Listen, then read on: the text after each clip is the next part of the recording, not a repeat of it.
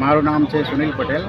અમારી S Kumar trust નામની ઉદ્યોગપતિને ખાવો હોય કેન્સરને લગતા કોઈ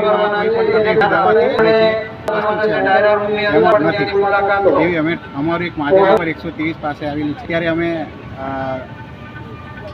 5/26 અમે એક સ્ટોલ રાખેલો છે જેમાં વિઝિટર અને દવા પણ અમે ત્યાંથી અમે ડિસ્પ્લેમાં મૂકેલી છે।